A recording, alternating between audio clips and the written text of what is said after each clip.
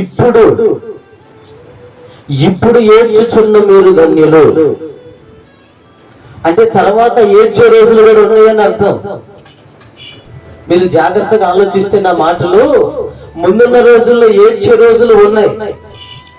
అందుకని దేవుడు హెచ్చరిస్తున్నాడు, ఇప్పుడు ఏడ్చే మీరు, ఇప్పుడు ప్రజెంట్,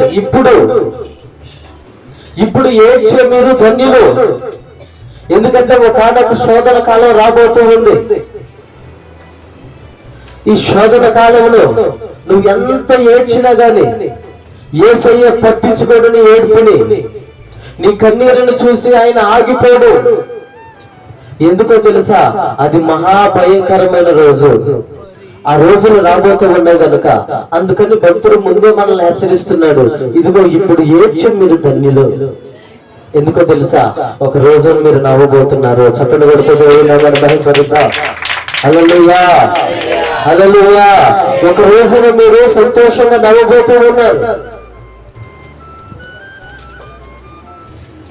బైబిల్ గ్రంథంలో ఒక రోజు రాబోతూ ఉంది, చాలా కఠినమైన రోజు, కష్టతరమైన రోజు.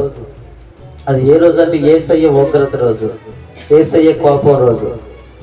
ఆ రోజు కానీ మనం ఉన్నామనుకో, ఎంత ఏడ్చినా మన ఏడుపులు పట్టించుకునే వాళ్ళు ఉండరు. తల్లి జాడ పిల్లకుండదు, పిల్ల జాడ తల్లికుండదు. ఎవరి మానాన్ని వాళ్ళే ఉంటారు, ఎవరికి వారు యమునా తీరులాగా అయిపోతారు.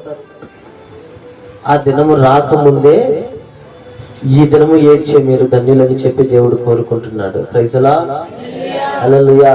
ఎందుకంటే మీ కన్నీరుని చూసి ఒక మనిషి కరిగిపోతాడు, ఒక మనిషి ఆగిపోతాడు. దేవుడు ఏ ప్రార్థన అయినా వింటాడో లేదో తెలియదు, కానీ కన్నీటి ప్రార్థన మాత్రం ఖచ్చితంగా వింటాడు. ఆ విన్న ప్రార్థనకి ఆయన ప్రతిఫలం దయచేస్తాడు. ప్రైజ్ ది లార్డ్, హల్లెలూయా, హల్లెలూయా. నువ్వు ఎంతకాలం ప్రార్థన చేసిన కన్నీటి ప్రార్థన చేయి, దేవుడు ఖచ్చితంగా నిన్ను ఆదరిస్తాడు అని మాత్రం చెప్పగలను. ప్రైజ్ ది లార్డ్, హల్లెలూయా, హల్లెలూయా. ఒక మనిషి